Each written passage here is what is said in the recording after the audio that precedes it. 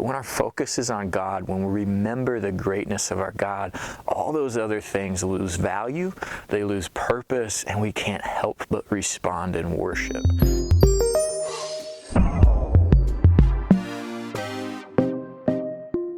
Hey Grace family, and welcome back to our midweek check-in.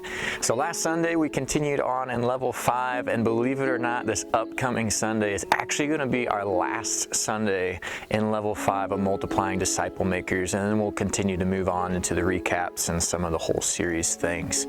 But one of the great things that we got to talk about was literally the greatness of our God and how that changes everything. And so what I wanted to do this week was just meet you in the middle of your week. I actually found a really neat article that John Piper did, and he just talks about and expands what happens when our focus is on the greatness of our God. So I'm going to read through that list, and then I'm going to read a verse, and then we'll just kind of let it speak from there.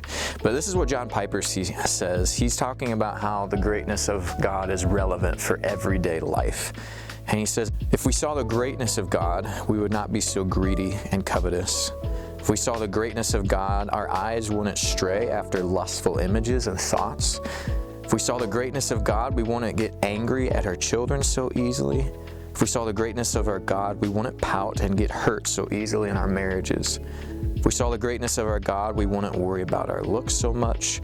We wouldn't spend time watching mindless and sordid and defiling TV programs. We wouldn't get so discouraged with the evil and godlessness of our culture.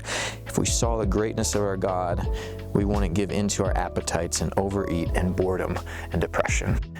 It's just kind of reading through that, and kind of one of my main takeaways is if we saw the greatness of our God, we would be eternally satisfied in everything that He is.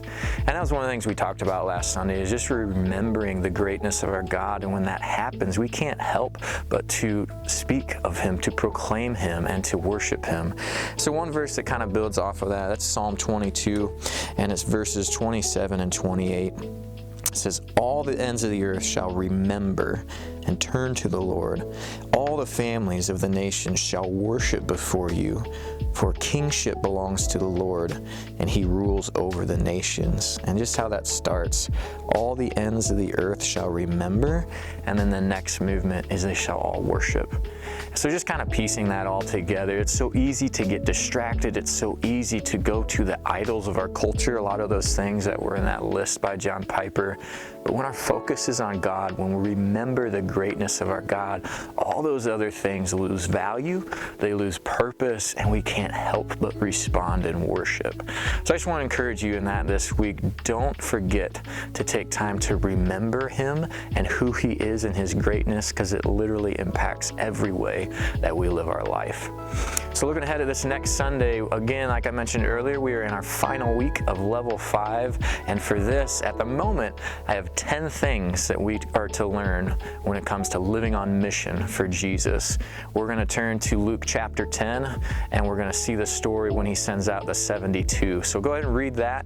You can read the story before He sends them out, and then after He sends them out, and we're going to look at 10 things we learn when it comes to living on mission for Jesus. So church, you have a great rest of your week. Remember the greatness of our God, and come ready to proclaim that greatness and to worship Him as we gather Sunday morning at 9 a.m.